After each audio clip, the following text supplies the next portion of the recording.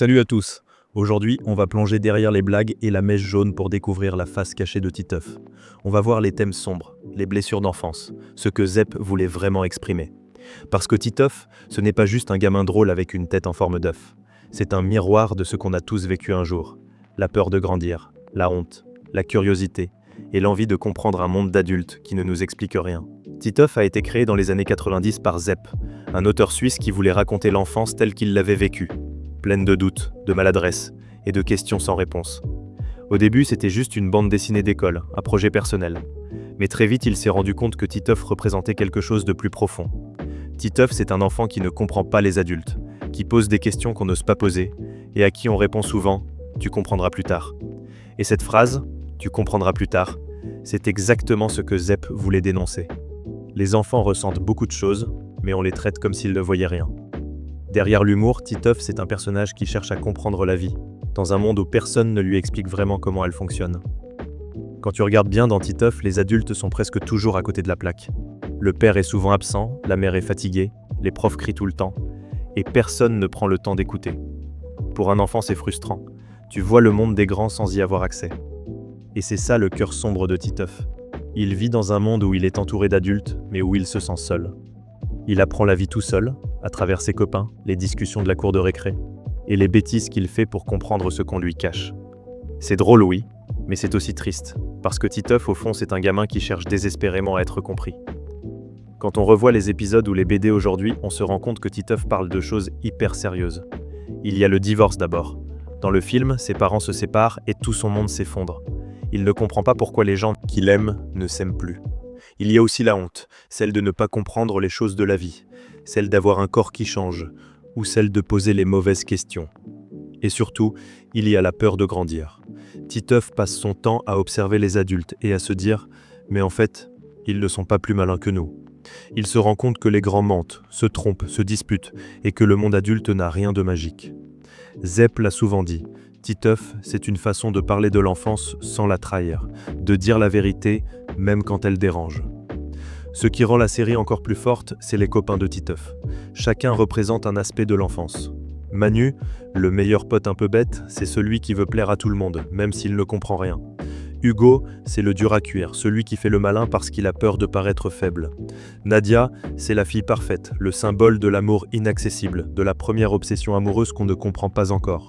Et Jean-Claude, c'est le rejeté, celui qui est toujours à côté, un peu bizarre, que les autres jugent sans vraiment le connaître. Tous ces personnages, ce ne sont pas juste des figurants comiques. Ils représentent des émotions humaines, des blessures d'enfants qu'on a tous connues.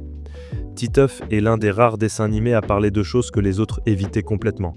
Il parle de la sexualité, de la mort, du divorce, de la différence, de la religion, des injustices, de la honte, de la peur. Mais il le fait toujours avec le regard naïf d'un enfant. Quand Titeuf demande « c'est quoi faire l'amour ?», ce n'est pas vulgaire, c'est une vraie question. Il veut comprendre ce que tout le monde chuchote. Quand il parle de la mort, ce n'est pas pour choquer, c'est pour savoir où vont les gens qu'il aime. Zep a voulu que Titeuf pose ses questions sans filtre, parce que les enfants, eux, ne filtrent pas. Ils disent ce qu'ils pensent, même quand ça dérange. Et c'est pour ça que Titeuf est si spécial. Il met des mots d'enfant sur les plus grands mystères de la vie. En 2011, le film Titeuf sort au cinéma. Et là, on découvre un ton plus mélancolique. Titeuf apprend que ses parents vont divorcer, qu'il n'a plus le contrôle sur rien, et qu'il ne peut pas réparer ce qui se brise autour de lui. Le film est plus triste, plus réaliste, plus adulte. Et c'est peut-être ça qui a surpris beaucoup de spectateurs.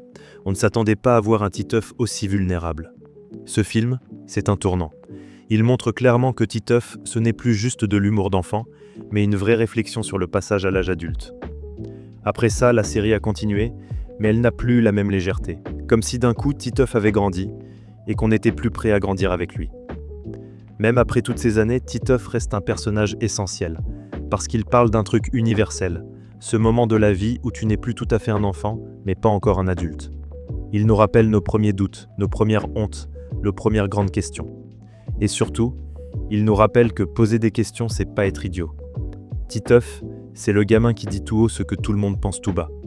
Sous ses airs de clown, il cache une vraie sensibilité. Et c'est pour ça que même aujourd'hui, ces histoires résonnent encore avec nous. Alors la prochaine fois que tu revois un épisode de Titeuf, ne te dis pas juste « Ah ouais, c'était marrant quand j'étais gosse ».